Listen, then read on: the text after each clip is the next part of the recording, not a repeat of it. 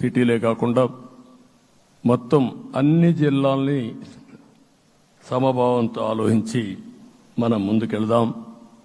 ఇంకొక పక్క మనలో ఏ కోశాన కూడా అహంకారం ఉండకూడదు, అరాచకం అనేది ఎక్కడా కనిపించకూడదు. ఈ రాష్ట్రంలో అశాంతికి చోటు అనేది లేకుండా ముందుకు పోవాల్సిన అవసరం ఉంది.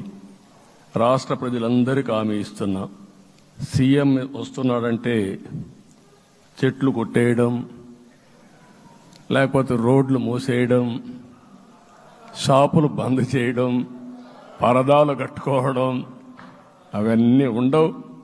సీఎం కూడా ఒక మామూలు మనిషిగానే వస్తా, అందరితో కలిసి ఉంటాం.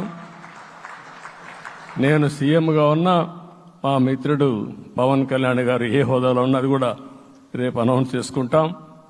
మేమందరం కూడా సామాన్యమైన వ్యక్తులుగానే వస్తాం మీ దగ్గరికి, మీలో ఒక వ్యక్తిగా ఉంటాం.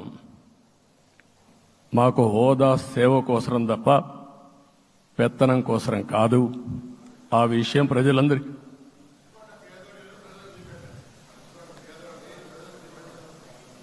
అవన్నీ చేస్తాం. ఇంకొక పక్కన నిన్న మొన్న నేను వస్తానంటా ఉంటే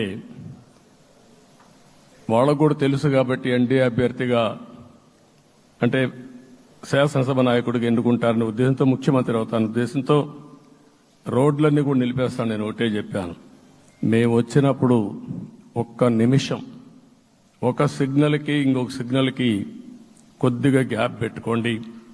అవసరమైతే ఒక 5 నిమిషాలు లేట్ అయినా మాకు పర్వాలేదు, కానీ ప్రజలు ఎవ్వరికీ ఇన్కన్వీనియన్స్ కలగకూడదని చాలా స్పష్టంగా ఆదేశాలు ఇచ్చాం. కాబట్టి అవన్నీ మనం చేద్దాం. ఇంకొక పక్కన దాడులు చేసి బాధితులపైనే కేసులు పెట్టే పరిస్థితి ఉండదు ఈ రోజు నుంచి.